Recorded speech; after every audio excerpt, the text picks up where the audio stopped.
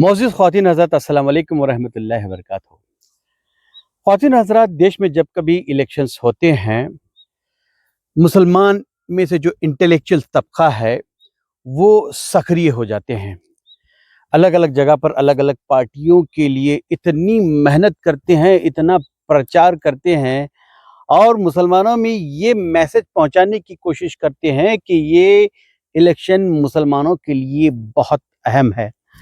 अगर ये इलेक्शन जिस पार्टी को ये जिताना चाह रहे हैं वो पार्टी अगर नहीं जीत जाती तो फलां होगा, ये होगा, ये होगा। इस तरह से मुसलमानों को इमोशनल ब्लैकमेल कर कर वोट लेने की कोशिश करते हैं। अच्छी बात है, अगर ये वाक़ईतन इनकी अगर नीयत सही है, कुछ बेहतर कौम के लिए करना चाहते हैं, तो इस तरह की अगर मेहनत करते हैं तो अच्छी बात है। लेकिन मेरा सवाल ये है कि जब इलेक्शन हो जाते हैं, ये लोग कहाँ चले जाते हैं? हालांकि इलेक्शन के बाद जब इनकी पार्टी जिसको ये जितवाना चाह रहे थे इख्तिदार पर आ जाती है तो इनकी जिम्मेदारी और बढ़ जाती है, क्योंकि यही लोग थे जो मुसलमानों के बीच जाकर मुसलमानों के वोट इस पार्टी को दिलवाए थे। अब जरूरत इस बात की थी कि ये लोग पार्टी के पास जाते कि आपने मुसलमानों के लिए फलां फलां वादे किए थे, आपने उन वादों का क्या किया। मुस्तकिल 5 साल पार्टियों के पीछे लग कर मुसलमानों के लिए बेहतरी के काम करना इनका फर्ज बन जाता है। लेकिन ये लोग जब इलेक्शन होता है इतने बिजी हो जाते हैं, रात दिन काम करके इस पार्टी को जिताते हैं। इलेक्शन जीत जाने के बाद में पता नहीं इनको कौन सा सांप सूंघ जाता है। जो भी वादे पार्टी के जानिब से होते हैं वो वादे ऐसे के ऐसे ही रह जाते हैं। अफसोस इस बात का है, ये लोग कौम के नाम पर मुसलमानों के वोट उस पार्टी को बेच देते हैं। होना तो यही चाहिए था कि वो मुस्तकिल इन पार्टियों के पीछे लगकर मुसलमानों के लिए बेहतरी के काम करते। अब अगर मैं मिसाल कर्नाटका की दूं कि कर्नाटका इलेक्शंस में किस तरह से मुस्लिम इंटेलेक्चुअल्स ने काम किया और मुसलमानों के वोट एक पर्टिकुलर पार्टी को जितवा दिलाकर उस पार्टी को जिताया। अब होना तो ये चाहिए था कि जो वादे पार्टी ने किए थे वो वादे को पूरा करने के लिए ये इंटेलेक्चुअल्स पार्टी के पास जाते। मिसाल के तौर पर कर्नाटका में कांग्रेस के वादे ये थे कि जैसे ही इख्तिदार पर आ जाएंगे मुसलमानों के लिए जो 4% रिजर्वेशन है उसको बहाल किया जाएगा। 10,000 करोड़ सालाना बजट मुसलमानों के लिए दिया जाएगा। इस तरह के बहुत सारे वादे मुसलमानों के लिए पार्टी ने किए थे, लेकिन 1.5 साल का वक्फा गुजर चुका है, एक भी वादा पार्टी के जानिब से पूरा नहीं हुआ। खैर, वादे तो दूर की बात, लेकिन जब कभी इस कौम पर मसाइल आ जाते हैं उस मसाइल को लेकर कौम के लिए शाना बशाना ये पार्टी खड़ा होना भी पसंद नहीं करती। मैं एक मिसाल देना चाहता हूं।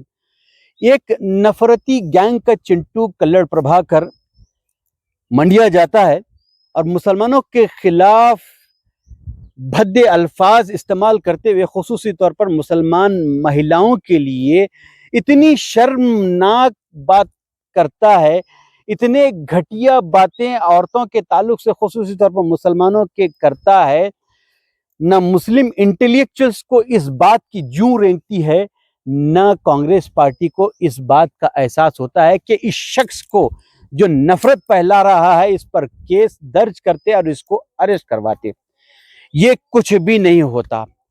फिर उसके बाद कोई मुसलमानों में से कुछ एक लोग जाकर पुलिस स्टेशन को इस शख्स पर केस दर्ज कराने की कोशिश करते हैं तो वो पुलिस स्टेशन केस भी दर्ज कराने की हिम्मत नहीं करता। जब ये लोग कोर्ट के पास जाते हैं और वहां से ऑर्डर लेके आकर इस शख्स पर कार्रवाई करने की कोशिश करते हैं और कोर्ट के ऑर्डर के मुताबिक इस शख्स पर कार्रवाई भी होती है, जब यह शख्स बेल लेने के लिए जाता है तब हुकूमत के नुमाइंदे कोर्ट से कहते हैं कि बेल देने की जरूरत नहीं है क्योंकि हम इसको अरेस्ट ही नहीं करवाने वाले हैं। ये हाल है उस हुकूमत का जिस हुकूमत को लाने के लिए मुसलमान इंटेलेक्चुअल्स ने कड़ी मेहनत की और मुसलमानों ने दिलो जान से इस पार्टी को वोट दिलवाया था।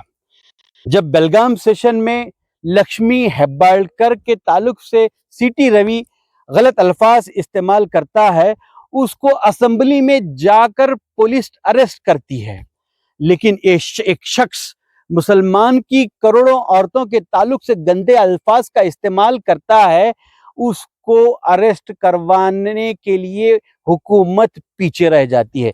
जब कोर्ट से इसको अरेस्ट करवाने के लिए अर्जी दी जाती है, तब ये हुकूमत के नुमाइंदे कहते हैं कि हम तो उसको अरेस्ट करवाने ही वाले नहीं हैं।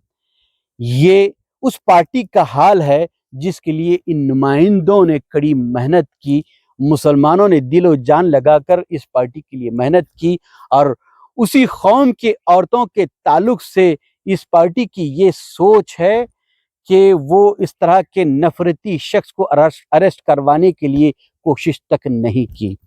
तो मैं ये कहना चाहता हूँ मुस्लिम इंटेलेक्चुअल्स के कि आप सिर्फ इलेक्शन के वक्त ही पार्टियों के लिए काम न करें, बल्कि इलेक्शन के बाद में आपका ऐन फर्ज बनता है कि मुसलमानों के लिए फलाह बहबूदी के लिए काम करवाएं, मुसलमानों के प्रोटेक्शन के लिए आपको कोशां रहना है।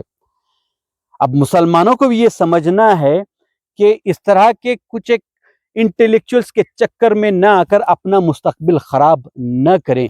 खुद सोचें, खुद आप जिस किसी इलाके में रहते हैं वहां के नुमाइंदों से कंडीशन करें कि आपको हमारे लिए हर वक्त काम करना है, आपको डेवलपमेंट के बारे में सोचना है और मुसलमानों के फलाह व बहबूदी के ताल्लुक से सोचना है। हर असेंबली में इस तरह का उन लीडरों के साथ, उन नुमाइंदों के साथ आपका तबादला ख्याल हो, आप उनके साथ कंडीशन करें। हर इलाके में इस तरह से अगर होगा तो यकीनन आपको जिस पार्टी को जिताना है आप उस पार्टी को जिताएं, लेकिन मैं ये कहना चाहता हूं कि कंडीशन ये हो कि आप अगर जीत के आते हैं तो हमारे लिए काम करें। आपने मुझे सुना, बहुत बहुत शुक्रिया। अस्सलाम वालेकुम रहमतुल्लाहि व बरकातहू।